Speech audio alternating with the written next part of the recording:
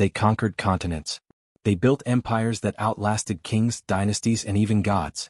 And yet, their greatest legacy wasn't the Colosseum or the roads that stretched across Europe, it was their understanding of money.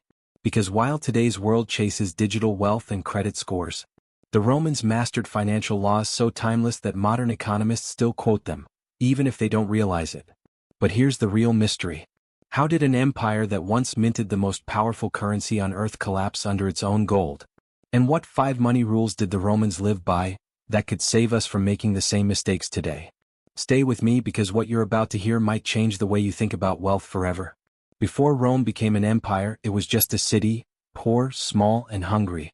Its economy began like any other, through barter. Farmers traded grain for oil, shepherds for cloth.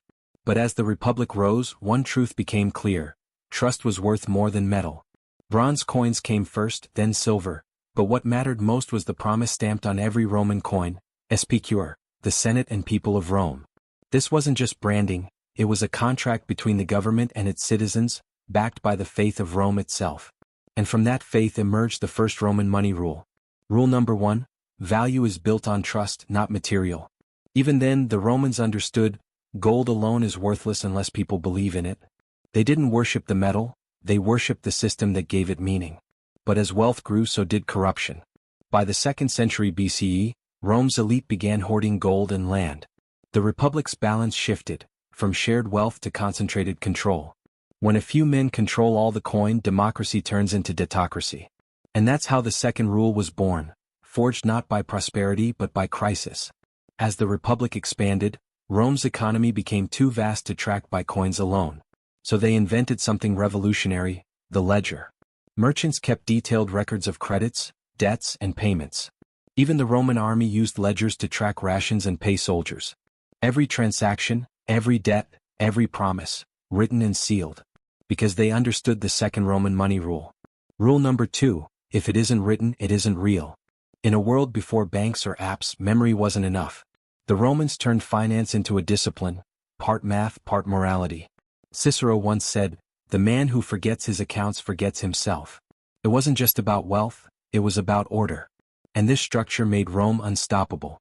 With every conquest, they exported not just soldiers and statues, but their financial discipline. Yet as the empire grew richer, something darker began to take root. The ledgers that once kept Rome honest were now used to hide debts. Loans grew faster than legions. Interest replaced industry. The Romans had learned to create money from nothing, and they thought it would last forever. Sound familiar? By 200 CE, the Roman economy was a marvel, highways, aqueducts, luxury imports from across the known world. But beneath the marble, the foundation was cracking. Wars were endless. Armies demanded payment. The emperors needed more money, but there was no more silver left. So they did what governments still do today when money runs out, they debased it. They started mixing silver with cheaper metals, copper, tin, even lead, while keeping the same face value. The people still accepted the coins, for a while. But soon markets caught on. Prices rose. Bread cost twice as much. Soldiers demanded more pay. The silver denarius, once the world's strongest currency, became a hollow promise. Thus came the third Roman rule. Rule number 3, never destroy the trust that backs your currency. Once confidence cracks, collapse follows. Historians record that by the time of Emperor Diocletian, inflation had spiraled out of control. The government tried to fix it by setting maximum prices for goods, even punishable by death for overcharging. It didn't work. Merchants went underground. Barter returned. Rome, the empire that invented economic order, was now drowning in chaos. It wasn't barbarian swords that broke Rome. It was economic decay, one coin at a time. As inflation ate through savings, ordinary Romans lost faith. Taxes soared. Gold was hoarded. The poor turned desperate. The middle class, the merchants, artisans, and scholars, vanished into debt. Sound familiar again? By 300 CE, Emperor Diocletian tried one last desperate fix, a currency reset. He issued new gold coins, the solidus, and demanded all taxes be paid in it. It stabilized things, for a while. But it also concentrated power. The rich hoarded gold while the poor paid in worthless bronze. Wealth became immovable, locked behind class, bloodline, and empire. Rome had forgotten the fourth rule. Rule number 4, wealth must circulate or it dies. Money is meant to move, through trade, wages, and generosity. When the powerful hoard it, the economy becomes a tomb. And as Rome's money stopped moving, so did its spirit. By the 5th century, the once golden empire collapsed into fragments. Now look around today. Our money isn't silver or gold anymore, it's data. Numbers on a screen. Our trust lies not in emperors but in algorithms. And yet, the same patterns repeat. Governments print endlessly. Debts rise faster than productivity. Wealth pools at the top, while the working class bears the weight of inflation. Just like Rome. In 2023, global debt surpassed $300 trillion. The average household debt hit record highs, while central banks printed more in a decade than in all of history before it. The world is wealthier on paper, but poorer in reality. Why? Because we forgot the 5th Roman rule. Rule number 5. The measure of wealth is stability, not abundance. The Romans learned that lesson too late. Their cities glittered, but their system rotted. Their empire fell not because they lacked riches, but because they couldn't sustain them. If Rome's economy was a mirror, ours is the reflection. We have new emperors, CEOs, central banks, corporations, who rule not by swords but by spreadsheets. Our legions are investors. Our wars are fought with interest rates. And just like Rome, we keep expanding the illusion of prosperity. Rome built roads to carry goods.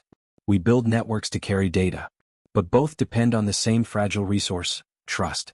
Lose that and no empire survives. If you replace silver with code and senators with bankers, have we really evolved, or just changed the costume? After centuries of glory and decay, the Romans left us 5 financial commandments, but 3 stand out as survival laws for our own time. 1. Money without trust is paper. Every dollar, coin, or crypto token depends on faith. Lose that and you lose civilization's glue. 2. Wealth hoarded is wealth wasted. Money must move, through fair wages, trade, and investment, or the system starves itself.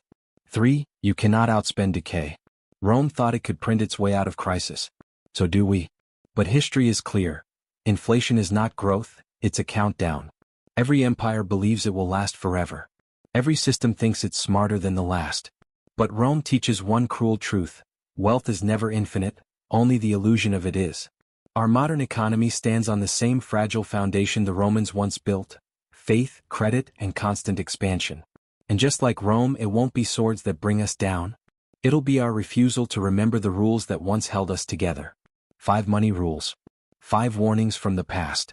5 lessons that could save the next empire, if we still have the courage to learn. Because sometimes, history doesn't repeat, it simply waits for us to forget. Thank you for watching. If you found this story of Rome's hidden money rules as revealing as I did, share it, and let's uncover the secrets that built and broke the world we live in.